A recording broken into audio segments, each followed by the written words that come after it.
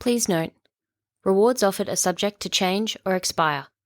To the author's knowledge, reward amounts are current and valid as of this episode's air date and may be subject to terms and conditions. Please confirm all reward details with the relevant case authority listed in the show notes.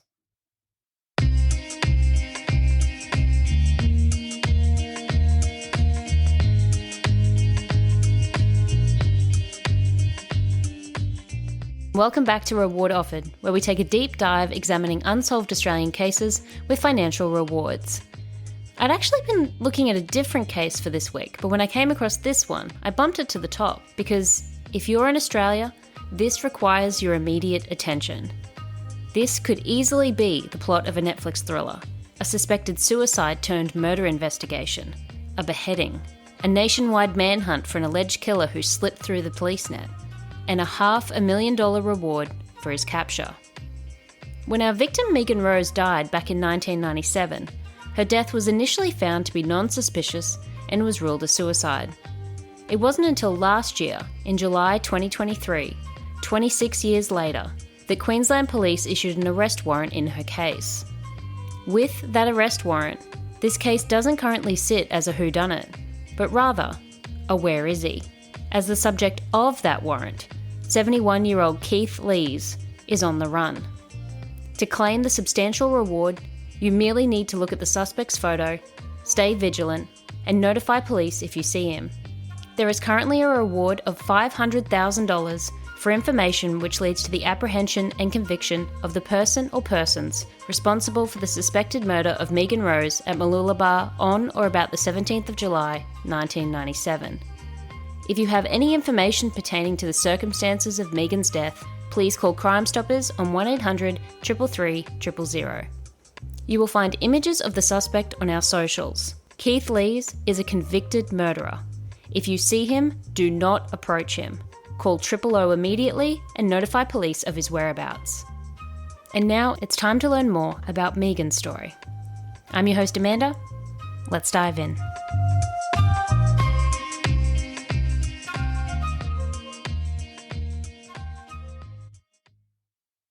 If any of the details of this case cause you distress, please reach out to Lifeline on 13 11 14 in Australia or a relevant crisis support service in your local area. Meaghan Louise Rose was born and raised in Morwell in eastern Victoria. She was one of 4 children and from a young age exhibited a desire to help others. She was a Meals on Wheels volunteer, became a Girl Guide, and worked as a carer for the disabled. She was reportedly nominated for the prestigious Australian Young Achiever Award. After graduating from high school, the driven Meaghan worked 2 jobs, which allowed her to purchase her first home and a new car. Midway through 1995, the 23-year-old met Keith Lees, 20 years her senior, through her work in Morwell, and their relationship began. Despite her age, it was Meaghan's first serious romantic relationship.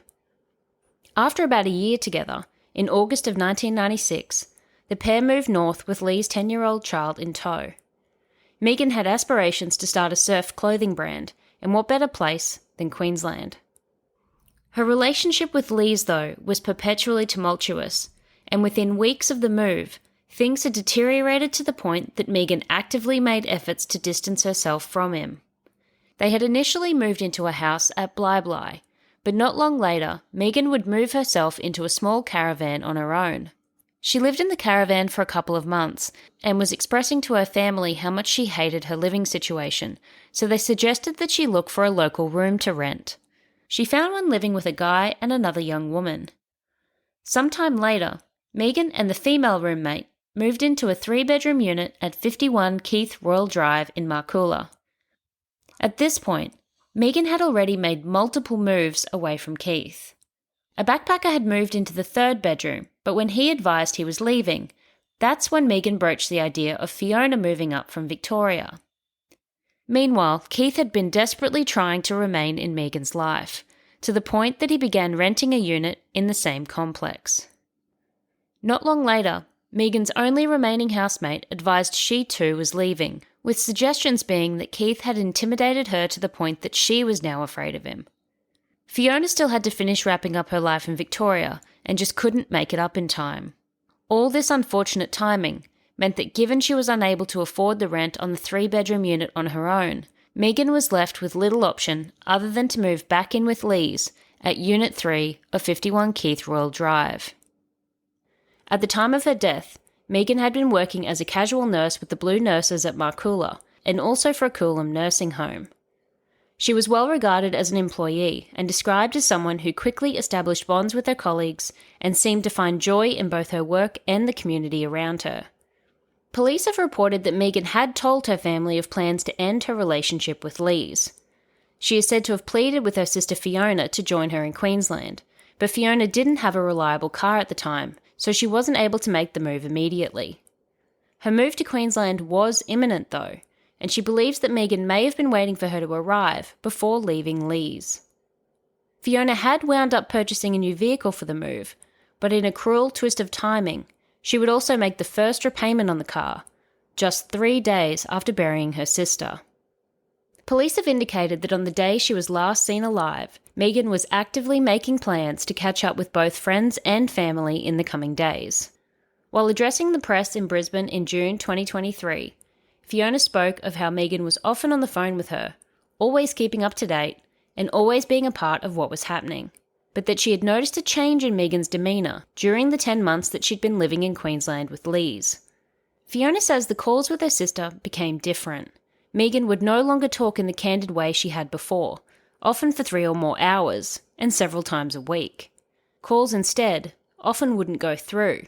Conversations became very basic, and at times it was as though Meaghan either wouldn't or couldn't speak freely. Meaghan's family have said that she was the victim of verbal and physical abuse throughout her relationship with Louise, having witnessed evidence of such with their own eyes. There are also reports that Meaghan had allegedly told others that she was planning to get work as a jillaroo so that Louise wouldn't be able to find her. In more recent interviews, Meaghan's family have said that she had called her mum on the evening of the 16th of July 1997 and told her that she was leaving Louise and coming home to Morwell. The following day, the 17th of July 1997, Meaghan and Louise would attend the Maroochydore RSL, with Meaghan reportedly consuming 2 or 3 alcoholic drinks while at the club. It's unclear whether this volume is established via the RSL or Louise. They are said to have arrived home by 3:30 p.m. Louise says that his partner has another glass of wine with dinner before she then moved into the lounge room to watch TV. He reportedly told police that he had last seen her at 7:15 p.m. when he asked her if she'd like a hot beverage. He says she declines the offer and he went to another room in the flat. He returned to the lounge room at 8 p.m. and claims Meaghan was nowhere to be found. He says he then went outside and noticed that her car was gone, later telling police that he remained at the flat for the rest of the night. The next morning, July 18, 1997, just after 7 a.m, a woman walking with friends along the Point Cartwright Cliffs on Queensland's Sunshine Coast noticed a wine cask on a seat and a glass on the grass. She instinctually, yet reluctantly, peered over the nearby cliff and approximately 30 to 40 metres below, saw the body of a young woman. Meaghan's family never bought the suicide theory. Police in 1997, however, found no suspicious circumstances surrounding the 25-year-old's death and determined that she had taken her own life.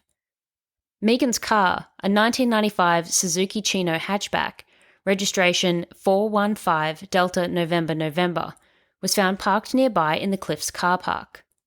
Today's investigators have said that while the vehicle had been examined, there was nothing police could use in their current investigation, as given the death was initially classified as a suicide, extensive examinations of the vehicle were never conducted at the time. We are told that the car contained a number of personal items, though we aren't told what. 11:30 that morning, Louise is informed that his partner had been found deceased at the cliffs, which were about a 20-minute drive from their unit. By midday, Queensland Police had ruled out any suspicious circumstances. A year after Meaghan's death, a coroner would decide against holding an inquest based on a police report that had concluded her death wasn't suspicious. Look, I understand that a coroner's decision of whether or not to hold an inquest is going to be informed by those who investigated the death. But realistically, checks and balances aren't enacted and errors won't have a chance to be caught at the earliest possible point if each department or entity is just assuming that the others are accurately assessing information. and it seems, at least to me, that an additional level of scrutiny from an external party in this case could have caught this earlier. And there's also a disastrous flow-on effect. If police had treated this as a suspicious death, identified the motive, spoken to Lee's child about that night, and weighed up the evidence, they very well may have charged Keith Lees with Meaghan's murder back in 1997, in which case he would have been imprisoned and he wouldn't have had the opportunity to later kill Barry Waters. But we'll come to Barry's story shortly. Meaghan would die from multiple injuries resulting from the fall from the cliff and had a blood alcohol reading of 0.148. You'll remember from our discussions in the Jason Guys case that many factors can affect post-mortem levels of drugs and alcohol. There are studies which have examined ante-mortem and post-mortem blood alcohol concentrations, or BACs. These usually utilise data from emergency trauma centres, where individuals are receiving treatment due to acute injuries. This environment allows blood samples collected prior to death, when treatment is commenced, to be compared to those taken after the patient has unfortunately succumbed to their injuries, allowing for the analysis of changes in the BAC levels. Much like in the post-mortem redistribution, or PMR, of drugs, there are factors that may affect the post-mortem levels of alcohol. Antemortem and post-mortem BACs may differ because of the metabolism of alcohol or other biological reasons. They may differ due to measurement issues and circumstances surrounding death, for example environmental conditions and the time elapsed between death and autopsy. And though not a consideration in Meaghan's case, they can also be affected through the administration of intravenous fluids and blood transfusions during trauma care. Now, given we don't know how soon after the discovery of Meaghan's body her autopsy is conducted and blood is drawn, but an unpublished analysis from 2021 examining variability in antemortem and postmortem blood alcohol concentration levels among fatally injured adults found that when postmortem blood samples were tested for BAC after death, levels were an average of 14% lower than the initial antemortem levels. It's important to note, though, that there were limitations on this study, including data being collected from multiple hospital laboratories, leaving potential for differences in antemortem BAC measurement methods and therefore reducing standardization across the decedents. So we can only use that figure as a rough guideline, but given how quickly Meaghan's body is found, we can presume her BAC levels were at least slightly higher than the 0.148 reading. We're only aware of her having had 2 or 3 drinks at the RSL, and Lees himself only mentions her having 1 more drink over dinner. So I'm curious to know if Meaghan's family knew her to be a binge drinker at all. Because if she wasn't, and she's only had 3 or 4 drinks between mid-morning and 7 p.m. per Lee's account, either she or someone else has to get a significant amount of booze in her to be reading 0.148 by the time of an autopsy. I'm also curious whether the cask that was found at the scene was in fact empty. 0.148 is almost 3 times our legal driving limit, and if we use the gauge of 14% average variation, her antemortem levels could have been as high as 0.168, or possibly even higher. According to the Drug and Alcohol Clinical Advisory Service, or DACUS here in Australia, at a BAC of 0.15, an individual can expect to experience slurred speech, major motor impairment and ataxia, which is basically stumbling, labile mood, which is rapid exaggerated changes in mood, impaired judgment, loss of self-control, poor coordination, blurred vision, and a potential for aggression. Fiona told me that they used to call Meaghan a one-pop wonder. At school, we used to use the term a Cadbury, insinuating that Meaghan was easily affected by alcohol. The idea that Meaghan would have willingly consumed the amount of alcohol to give her that BAC reading at autopsy is out of the question in Fiona's mind. There's also the question of how she made the walk from the car park, along the track, up to the cliff in the middle of the night with no light, given no torch was located, and without her glasses, which Fiona says Meaghan was wearing almost around the clock by the time of her death, not just for driving. Now, admittedly, on the face of it, going by just the scene itself and Meaghan's BAC levels, concluding that she'd harmed herself wouldn't be a far stretch. But that isn't the whole story. In 2009, Channel 7's program Spotlight released a segment on Meaghan's case, evidencing the suspicious circumstances surrounding her death. They mentioned the presence of scuff marks on her shoes and rips in her clothing, indications her family say suggest she could have been dragged. Then there was Meaghan's prescription glasses.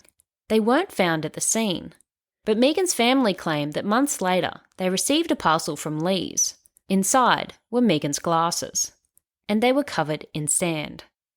They suspected he had accidentally hung on to them, but frustratingly, QPS reportedly refused to test the glasses. Wren was 10 years old and living with their father and Meaghan at the time of her death. Thanks to their misfortune of drawing Lee's as their father, they have been a witness in at least one murder case, likely two. Their recollection of that night is very different to their father's. Wren has said that on the night Meaghan died, her and Lee's had been arguing and claims that their argument was actually over Wren. In the Spotlight program in 2009, they indicate that police had never approached them to question them about their recollections of that night, which they go on to share. At approximately 10 p.m. at night, after hearing the fight between Meaghan and Lee's, Wren heard Meaghan slam the door on her way out and drive away. Remember, Lee's alibi is that he stayed home the rest of the night with Wren, and police accepted that story. But, according to Wren, that's not what happened. Sometime after Meaghan left, Lee's came into their room and said goodnight. Not long later, Wren then heard Lee's leave as well. They left the bedroom to find no one else was in the unit. They were alone. The next day, after the discovery of Meaghan's body, Wren was questioned by detectives at the Maroochydore police station about the previous night's events. Lee's sat in on the interview. Wren also claims to have been instructed by Lee's in the car park, prior to speaking with police, not to say anything that would get either of them into trouble. Spotlight goes on to claim that after becoming aware of the program's interest in the case, Queensland Police approached Meaghan's family out of the blue with an offer to fund a memorial plaque at Point Cartwright. The family took this as an acknowledgement of the QPS failure in the handling of the case, but still nothing was done regarding charges, with the family being told that there was insufficient evidence. Meaghan's family didn't want a plaque. They wanted an investigation. Let's get to the real kicker. According to Meaghan's sister Christine, Meaghan had been in a serious car accident in Victoria some 12 to 18 months before she moved to Queensland. Her car was written off in the incident, and Meaghan broke both her sternum and her foot. She was unable to work, and her family had to help out covering her expenses while she recovered. A work colleague of Meaghan's then suggested that she should take out income protection to give her peace of mind should anything happen in the future. Lee's allegedly told Meaghan that he'd sorted out because he used to sell insurance. If there was any wage protection taken out, we don't know about it. There was, however, a life insurance policy taken out in Meaghan's name on the 21st of May 1996. Most telling, though, was the timing of Meaghan's death. The policy had a 13-month waiting period before it covered suicide. Meaghan's body would be found at the base of the Point Cartwright Cliffs, just 3 days after the waiting period lapsed. Meaghan's sister Christine told the Sunday Mail that Lee's had initially hidden the existence of the life insurance policy. Fiona has told me that Meaghan had in fact become aware that the policy was for life insurance in the days prior to her death, and that Meaghan had called her mum and advised her of such, indicating that she was also scared for her safety. Fiona was scheduled to leave Victoria, headed for the Sunshine Coast, 5 days after Meaghan spoke with her mother. Fiona also pointed out that if Meaghan had been aware of the life insurance, she almost certainly would have listed her parents as the beneficiaries, as was the case for her superannuation. Exhibiting the callous nature of Lee's, Christine also claims that after identifying his partner's body at lunchtime on the 18th, Lee's wasted no time in calling the insurance company at 1 p.m. to find out what he needed to supply in order to process the claim. She says he also rang Meaghan's employer, stating that Meaghan had jumped off a cliff last night, but that she had wages owing, so he'd give them his bank details and they could put it in there. The price of Meaghan's life? $203,595. Another thing I've been wondering is how on earth didn't the insurance company kick up more of a fuss about the timing? You'd think they'd be trying to find every which way not to pay the claim. Surely they would have wanted to confirm with police that it was indeed a suicide, which you would think would have notified police about the existence of the claim, and in turn the possible motive. So, I don't know what happened, but something seems off. Wren has indicated that their family believes Louise has schizophrenia, but there's no indication whether that's ever been definitively diagnosed by a psychiatrist. According to Medscape and per the DSM-5 TR released in 2022, which is the fully revised version of the Diagnostic and Statistical Manual of Mental Disorders 5th edition, in order for a patient to meet the criteria for a diagnosis of schizophrenia, they must have experienced at least 2 of the following symptoms: delusions, hallucinations, disorganized speech, disorganized or catatonic behavior, or what are called negative symptoms, for example, a decrease in emotional range, poverty of speech, or a loss of interests and drive. At least one of those 2 symptoms must be delusions, hallucinations, or disorganized speech, and continuous signs of the disturbance must persist for at least 6 months, during which time the patient must experience at least 1 month of active symptoms or less if successfully treated, with social or occupational deterioration occurring over a significant period of time. One thing is for certain though, Lee's greed was insatiable. Spotlight reports that not long after Meaghan's death, he moved to the Sunshine Coast hinterland with a new partner, but when she refused to sign over a considerable family inheritance, Lee's reportedly threatened to kill her. She went into hiding. According to Wren, Lee's had used Meaghan's payout to purchase a cafe and cabin at a Sunshine Coast caravan park, but it's uncertain what happened with those, as the 2 of them would return to Victoria just 3 years later, leading to Lee's fateful meeting with Barry Waters, his next target and victim. And if you're wondering how Wren feels about their father, on a video they released, they described him as, quote, the cancerous polyp on the anus of humanity, unquote. Court documents show that Louise and Wren relocated to Melbourne and moved in with the recently separated dad, Barry Waters, as boarders in December of 2000, after the 2 fathers had met through a church group. 4 months later, on April 6, 2001, 42-year-old Waters would disappear while on his way home from a caravan and camping show. He was reported missing by family after he failed to show at a court hearing.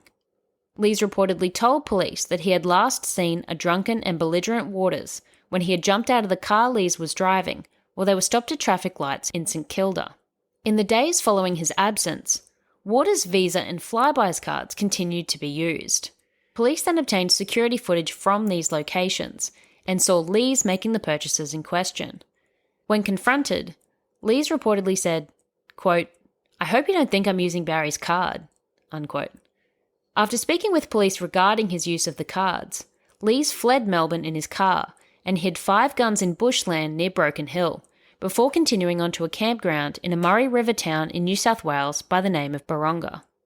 Lees would eventually admit to spending $1,500 on his friend's credit card and packing up and going bush with $7,000 in cash, claiming he had feared going to jail for the credit card fraud, not because he was involved in Waters' unexplained absence. Almost a year after he disappeared, in March of 2002, Melbourne water workers stumbled across Waters' partly decomposed, headless body in bush near Reefton northeast of Melbourne. His body was found in a shallow grave off the Reefton Spur Road near Woods Point Road, about 11 a.m. on Wednesday, March 6, as the workers conducted a regular patrol of the catchment area. Waters' body was too badly decomposed to determine a cause of death. Lees, however, was charged with his murder later that month. The Age newspaper reported that in the Victoria Supreme Court trial in November 2003, prosecutor Raymond Gibson told the jury that a tracking device installed on Lee's vehicle had recorded him travelling to the Reefton area on May 7, 2001, the month after Waters was reported missing. Lee's child Wren, still a teenager, was a key witness for the prosecution in the Waters case.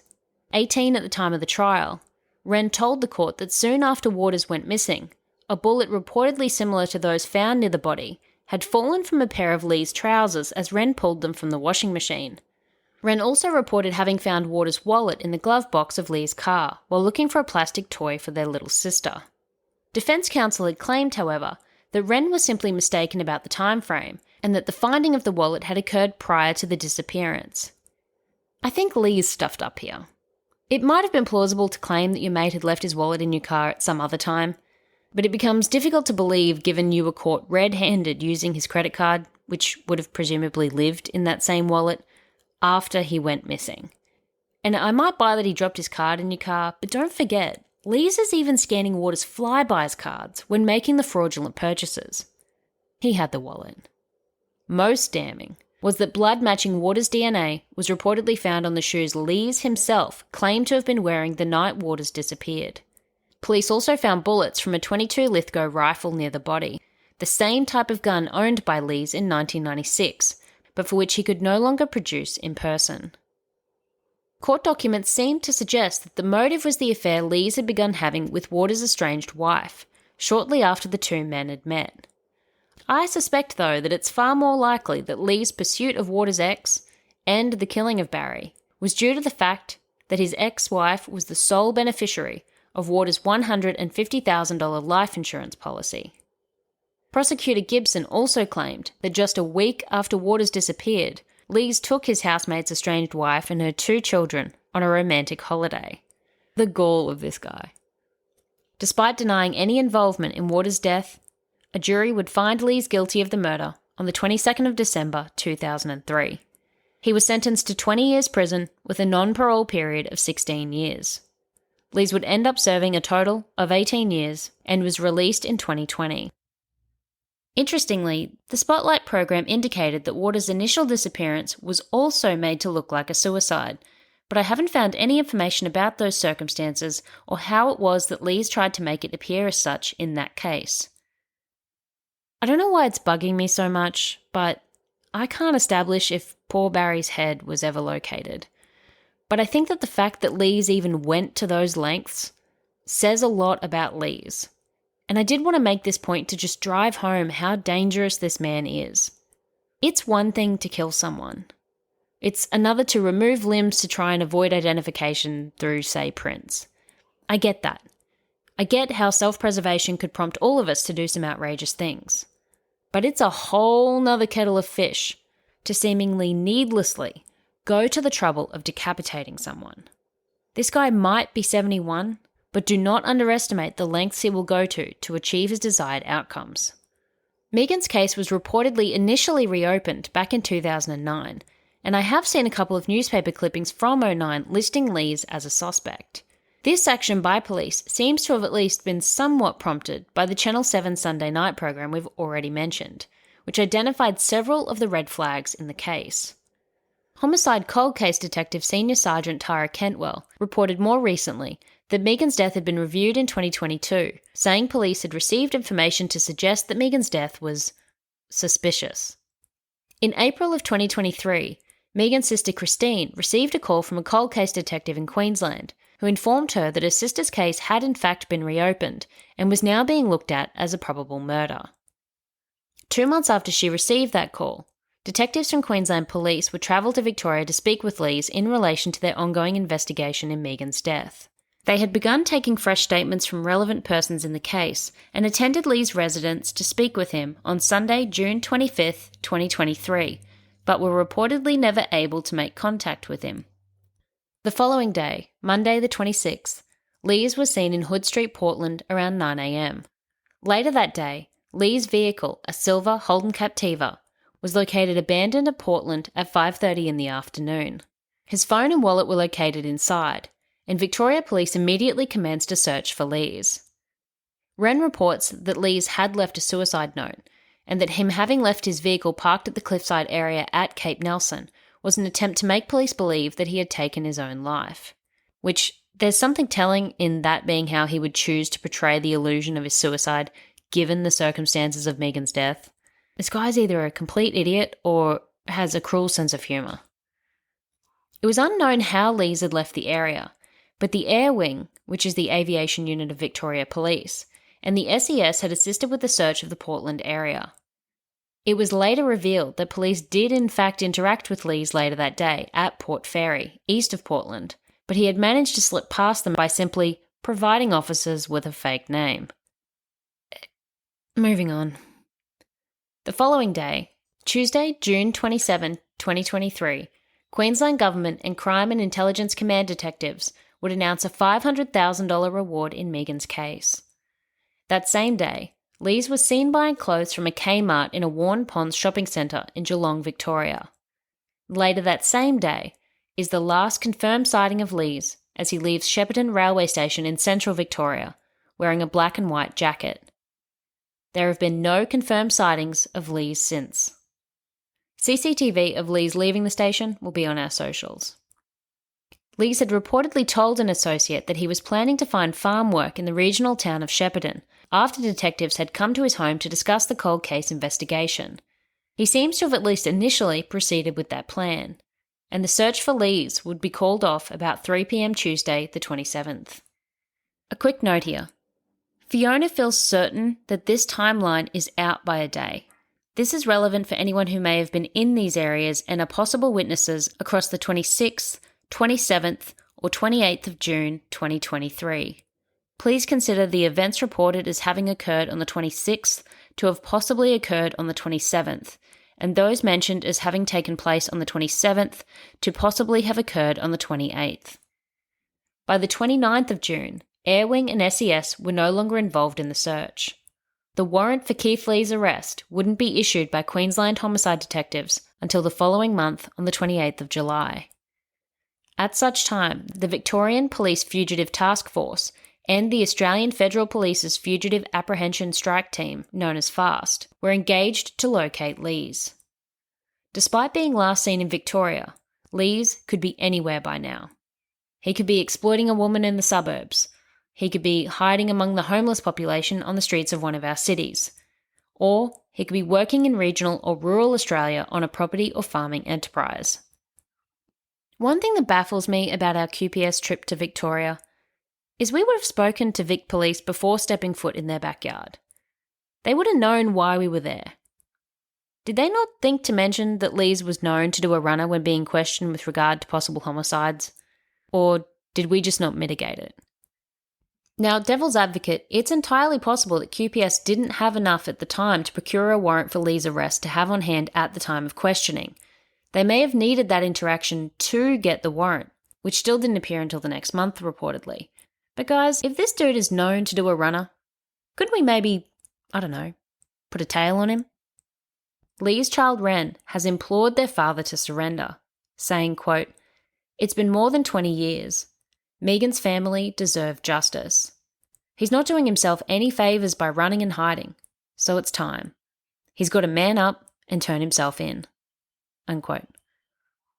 In an exchange with the Courier Mail in October 2023, Ren said they hadn't spoken to their father since around 2001, but had lived with Meaghan for the duration of her relationship with Louise, saying, quote, "It's all about justice for Meaghan's family. He's going to be found no matter what, eventually. I don't think he realises this. The cops aren't going to give up. I'm not going to give up." Unquote. Ren went on to warn, quote, "He does have a taste for young women, and I worry that he might be using that. My concern is that he's in a position where he might be able to manipulate somebody, or he might be exploiting connections. Or not. He might just be going up to people and trying to get them to give him food and shelter and money, medicine, whatever else he needs." Unquote. Ren described their father as a master manipulator, a serial abuser, a con artist, and a murderer. Detective Inspector Anthony Vella told the press that Fugitive Squad detectives are actively seeking Mr. Lee's whereabouts, and it's believed he is taking steps to avoid apprehension. Sadly, Meaghan's dad Frederick died back in 2014, and her mum Audrey reportedly suffers from dementia, leaving the weight of Meaghan's case resting on the shoulders of her siblings.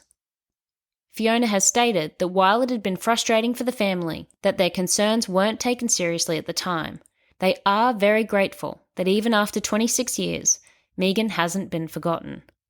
She describes her sister as a fun-loving, bright young woman who was close to her family and always showed compassion towards others.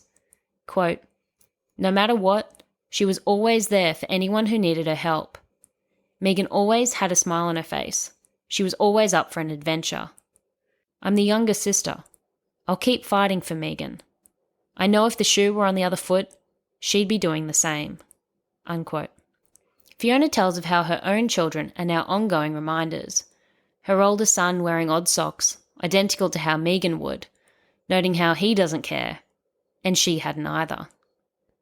Meaghan's sister Christine has said that she believes Louise has really been on the run for 26 years, saying, quote, "I want him to actually stand there and answer for what he has done. I want him caught. I want him to be charged," unquote.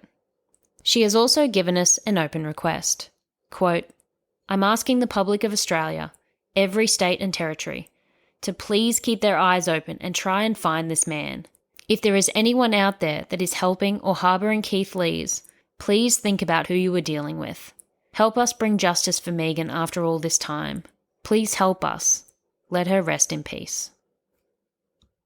Okay, kids, obviously there is plenty of things that we can be critical of in the handling of Meaghan's case, but I also don't think that this is the time to be tearing QPS a new one. We, the public, need to do our part to help locate Lees. QPS can then collate the case, and the Office of the Director of Public Prosecutions can do their part to ensure Meaghan and her family finally see justice for her death. It requires all of us.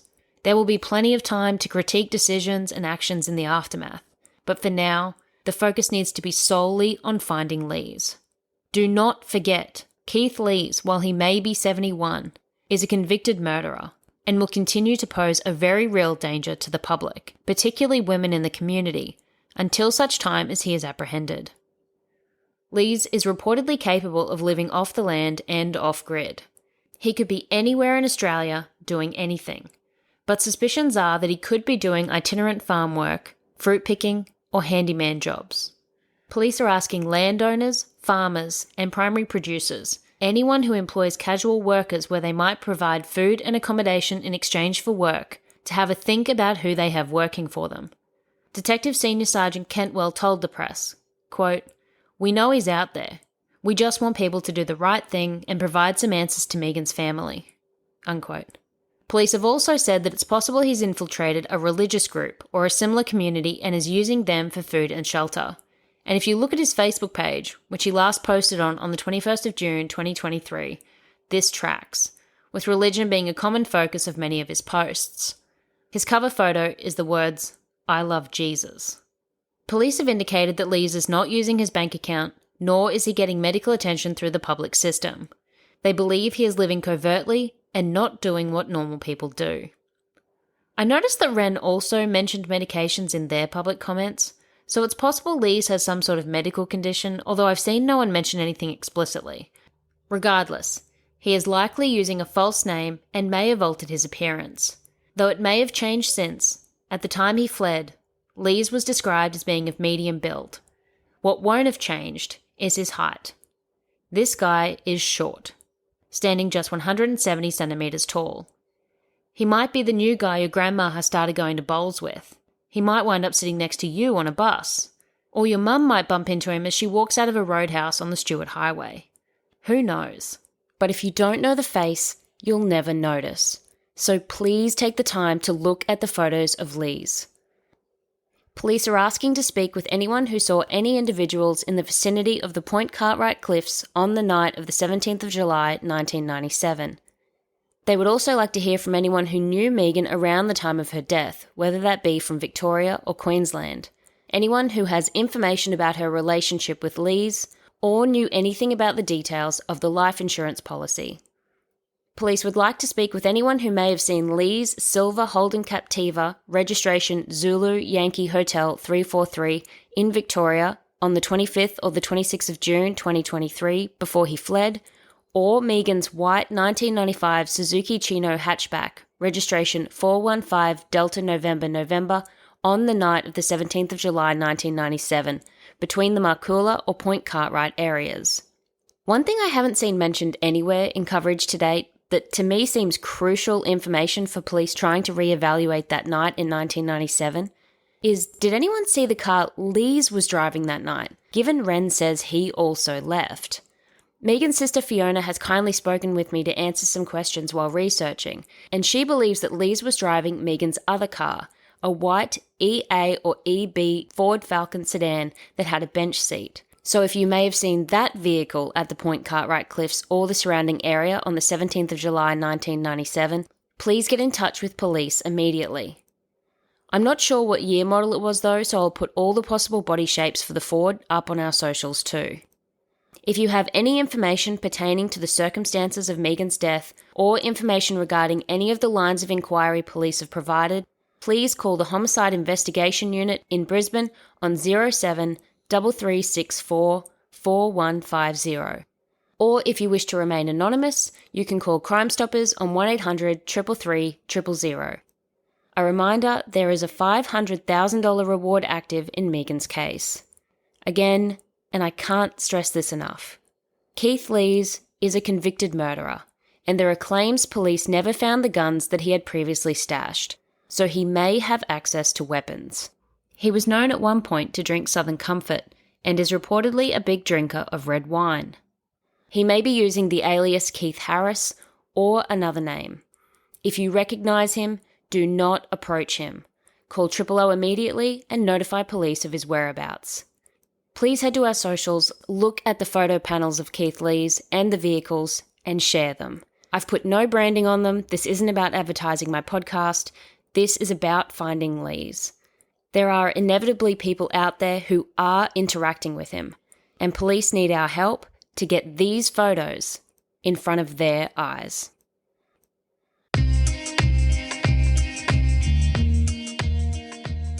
That's it for this one, kids. Socials are reward_offered.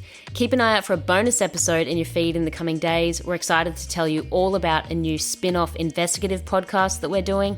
If you have the means and you want to support the show and our expanding efforts to tell these stories and investigate these cases, you will find a Patreon link in the description. Oh, and a huge shout out to Sarah Moore from New Zealand for upholding the Anzac spirit and being the first to use our Buy Me a Coffee link. To answer your question, Sarah, I certainly will look at some New Zealand cases down the track. For anything else, guys, rewardofferedpod@gmail.com. Pretty please consider taking a moment to leave us a 5-star rating and a review if you're enjoying the show. Once you're a creator on this side of things, you realise just how much it really does help and why everyone harasses us to do it. To, M Platak 19-MX, dot as in the punctuation, and M Buzz. Thank you to the three of you for your comments on Spotify. I really appreciate you guys and your kind words. That's it. Catch you on the next dive. Thanks for listening.